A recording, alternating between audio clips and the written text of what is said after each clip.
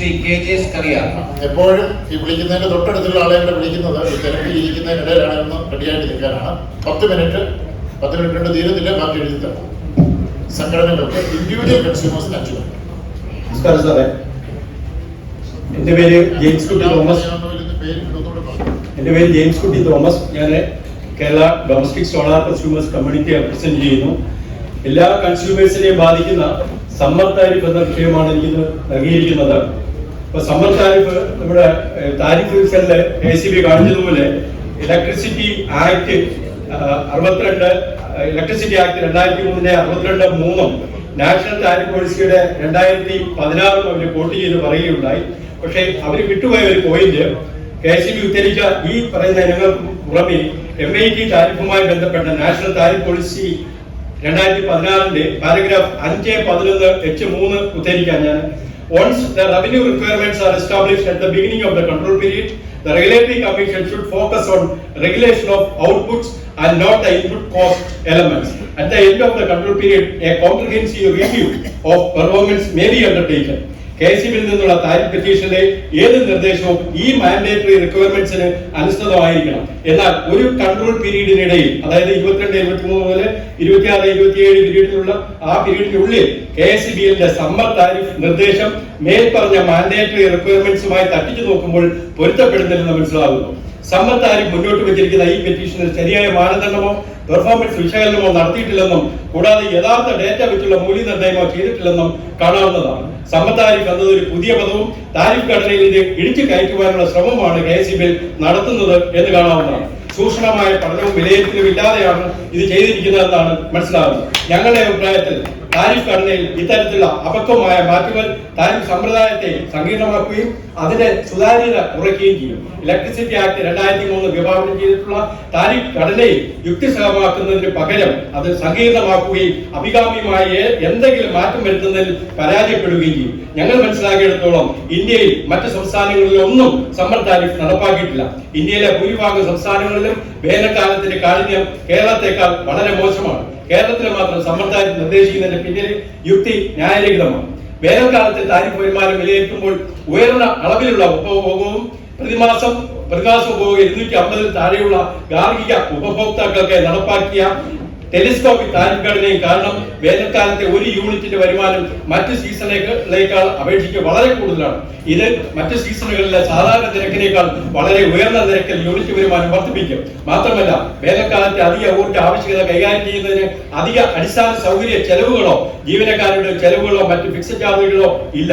Please note here, the only extra cost involved is the variable charge added through the additional procurement of electricity. System operation ഡേറ്റയുടെ മൂല്യനിർണ്ണയത്തിൽ വേനൽക്കാലത്ത് കേരള സിസ്റ്റത്തിൽ operational load factor മെച്ചപ്പെട്ട നിലയിലാണെന്ന് ശ്രദ്ധിക്കപ്പെടുന്നു. മാത്രമല്ല, വേനൽക്കാലത്ത് ഒരു ദിവസത്തെ ഉയർന്ന ലോഡ് ഫാക്ടറും മെച്ചപ്പെട്ട ഡിമാൻഡും കാരണം ലോങ് ടൈം ആക്സസ് വഴിയോ സെൻട്രൽ ജനറേറ്റിംഗ് സ്റ്റേഷനിൽ നിന്ന് സംഭരിച്ച വൈദ്യുതി സറണ്ടർ ചെയ്യേണ്ടതിന്റെ ആവശ്യകത കുറവാണ്.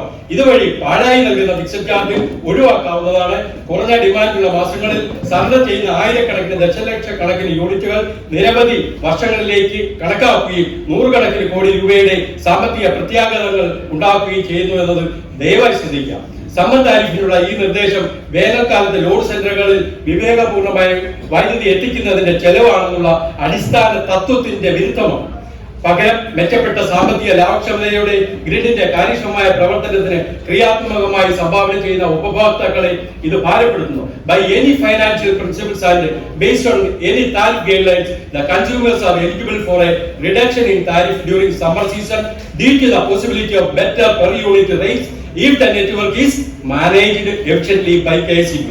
വൈദ്യുതി ഗ്രിഡിന്റെ വിതരണ ശൃംഖലയുടെയും ഒപ്റ്റിമൽ ഓപ്പറേഷന് വളരെ പ്രധാനപ്പെട്ട ഓട്ടോമേഷൻ, യന്ത്രവൽക്കരണം, തത്സമയ വിവരശേഖരണം എന്നിവയിൽ KCB വളരെ പിന്നിലാണെന്ന് നിരീക്ഷിക്കപ്പെടുന്നു.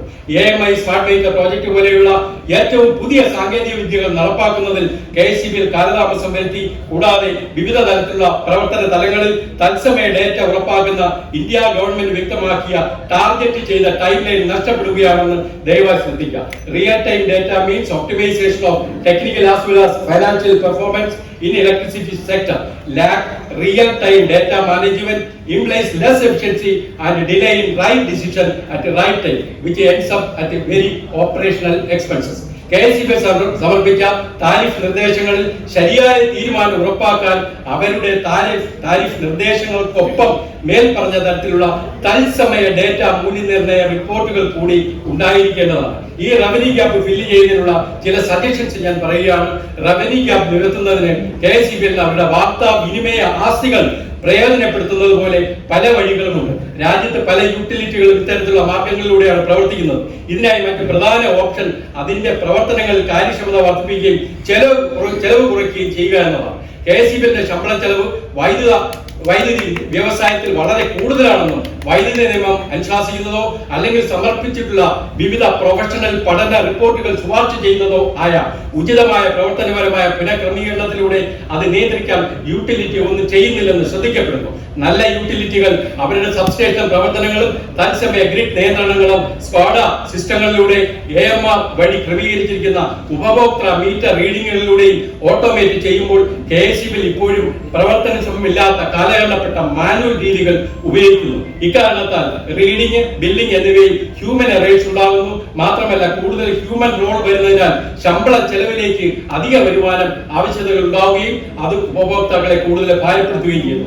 2023-24 സാമ്പത്തിക വർഷത്തിലുള്ള KSEB ആനുവൽ അഡ്മിനിസ്ട്രേറ്റീവ് റിപ്പോർട്ട് പ്രകാരം 203.5 മെഗാവാട്ട് ശേഷിയും 623.23 മെഗാ യൂണിറ്റ് വാർഷിക ഉൽപാദനവുമുള്ള ജല വൈദ്യുത പദ്ധതികൾ ഓൺഗോയിങ് പ്രോജക്റ്റുകളുടെ ലിസ്റ്റിൽ കാണിച്ചിരിക്കുന്നു. സർ, കമ്മീഷൻ ചെയ്യുന്നതിൽ പതിറ്റാണ്ടുകളുടെ കാലതാമസം മൂലം ഭൂരിഭാഗം പ്രോജക്റ്റുകൾ പൂർത്തീകരിക്കാൻ ദീർഘകാലമായി കാത്തിരിക്കുന്നതായി കാണാവുന്നതാണ്. ആവറേജ് പർച്ചേസ് കോസ്റ്റ് വെറും 5 രൂപയാണെങ്കിലും ഈ പറഞ്ഞ കാലതാമസം പ്രതിവർഷം 300 കോടി രൂപയിലധികം നഷ്ടമുണ്ടാക്കുന്നു. ഈ പ്രോജക്റ്റുകൾ എത്രയും വേഗം പൂർത്തിയാക്കാനും ഇത്രമാത്രം കാലതാമസത്തിന് ഉത്തരവാദികളായവരെ ശിക്ഷിക്കാനും KSEB-നോട് ഞങ്ങൾ നിർദ്ദേശിക്കുന്നു. അവരുടെ കാര്യക്ഷമത ഇല്ലായ്മയുടെ അനന്തര ഫലങ്ങളുടെ ഭാരം പാവപ്പെട്ട ഉപഭോക്താക്കളിലേക്ക് കൈമാറാൻ ശ്രമിക്കുന്നതിന് പകരം they must initiate proper organizational reforms to ensure proper management of projects entrusted to them and help the consumer with quality electricity at affordable price. സംസ്ഥാനത്തെ ISTS ഇന്റർസ്റ്റേറ്റ് ട്രാൻസ്മിഷൻ സിസ്റ്റത്തിൽ KSEB നടത്തുന്ന ജോലികൾ നിർവഹിക്കുന്നതിന് KSEB നടത്തിയ നിക്ഷേപത്തിന് അർഹമായ പ്രതിഫലമാണ് മറ്റൊരു പ്രധാന പ്രശ്നം. ട്രാൻസ്ഗ്രിഡ് 2 പ്രോജക്ടിന്റെ ഭാഗമായി KSEB 400 kV സിസ്റ്റങ്ങളിൽ പ്രോജക്റ്റുകൾ നടപ്പിലാക്കിയിട്ടുണ്ടെന്നും അത് ISTS കൂടാതെ റീജിയണൽ അസറ്റുകൾക്കൊപ്പം ചേർക്കേണ്ടതുണ്ടെന്നും ദയവായി ശ്രദ്ധിക്കണം. The investment made by Kerala or KSEB need to get eligible return from southern regional constituents in tune with the sharing of transmission charges issued by CRC. The accounts of KSEB has not shown any details regarding the returns received from these assets. We may submit that KSEB may be directed to furnish relevant information regarding the status of return received by it from the investment made by Kerala in ISTS systems and account it for filling the revenue gap. Trued account ഉപഭോക്താക്കളെ പ്രസ്യൂമറാകാൻ പ്രോത്സാഹിപ്പിക്കുന്നതിനും വൈദ്യുതി സംഭരണ പ്രവർത്തനങ്ങൾ കാര്യക്ഷമത നൽകുന്നതിന് അവരുടെ ഉൽപാദന സാധ്യതകൾ ഉപയോഗപ്പെടുത്തുന്നതിനും വ്യക്തമായ മാർഗനിർദ്ദേശം നൽകുന്നു. KSEB need to use innovative ways with latest technologies including AMI and smart meter technology to harness the maximum potential of RE resources in the state by encouraging solar rooftop in Kerala and integrate their generation to the electricity demand requirements of the state in tune with the national policies, the plan documents issued by CA and the Government of India programs. വേനൽക്കാലത്ത് സൗരോർജ്ജത്തിന്റെ ലഭ്യത ഒരു അനുഗ്രഹമാണ്. അതൊരു വിപത്തായി കണക്കാക്കാനുള്ള KSEB-ന്റെ മനോഭാവം ഉചിതമായ സാങ്കേതിക വിദ്യ ഉപയോഗിച്ച് സിസ്റ്റവും നെറ്റ്വർക്കും കൈകാര്യം ചെയ്യുന്നതിനുള്ള കഴിവില്ലായ്മയും ശരിയായ മനോഭാവത്തിന്റെ അഭാവവും മാത്രമായി കണക്കാക്കാം. മറ്റ് രണ്ട് സോണുകളെ അപേക്ഷിച്ച് കഴിഞ്ഞ വേനൽക്കാലത്ത് ഡയസ് സോണിൽ അവർ അനുഭവിച്ച ആശ്വാസം സോളാർ പ്രൊസ്യൂമിൽ നിന്നുള്ള ജനറേഷൻ മൂലമാണെന്ന് അവർ മനസ്സിലാക്കേണ്ടതുണ്ട്. Otherwise, KSEB should not procure.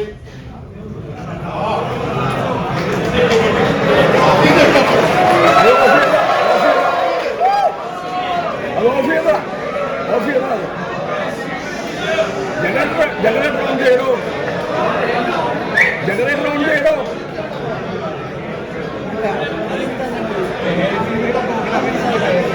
കള്ളന്മാരെ കള്ളത്തിന് അവസാനിപ്പിക്കാൻ പോവാ.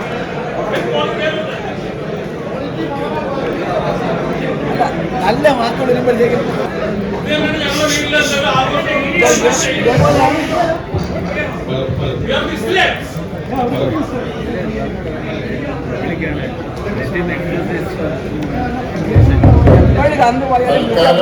അന്വേഷിക്കുകയും പെട്ടെന്ന് റീസ്റ്റോർ ചെയ്യാൻ പറഞ്ഞിട്ടുണ്ട്. പക്ഷെ തൽക്കാലം നമ്മുടെ ജനറേറ്ററിൽ നമ്മുടെ കാര്യങ്ങൾ നടത്തും. അപ്പൊ അതായത് നമ്മൾ ശ്രദ്ധിക്കേണ്ട ഒരു കാര്യം, ഇത്രയും ജനങ്ങളെ വിളിച്ചുകൂട്ടി ഇതുപോലൊരു ഹാളിൽ നടക്കുമ്പോൾ നമുക്ക് ഒരു പട്ടണത്തിൽ റൂറൽ ഏരിയ ചിലപ്പോൾ ടച്ചിങ് വിട്ടെന്നൊക്കെ പറയാം. നമ്മളൊരു ആളുകള് ഇതിനെക്കുറിച്ച് സംശയങ്ങൾ പ്രകടിപ്പിച്ചാൽ നമുക്ക് എന്ത് മറുപടി പറയാനുള്ളത്?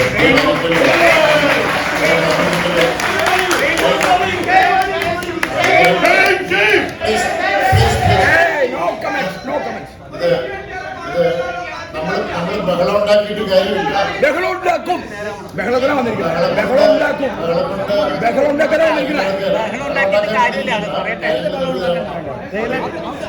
വേനൽക്കാലത്ത് സൗരോർജ്ജത്തിന്റെ ലഭ്യത അധികമാണ്.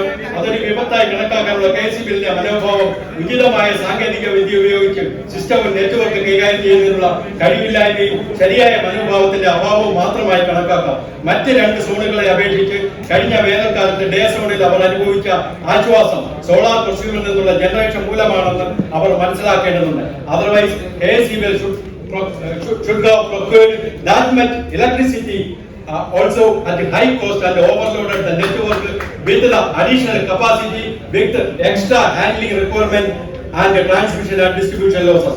Moreover, the availability of solar energy during daytime helps KCB to preserve the available water resources in the storage dams and use it during the peak time or during the higher demand period. This saves the money in power procurement and less import of electricity when electricity is costly. In addition to these benefits, KCBL is using the energy generated by the prosumers for their mandatory RPO requirement without any extra cost and must be grateful to the prosumers. Sir, idu kudade. Okay, thank you, sir.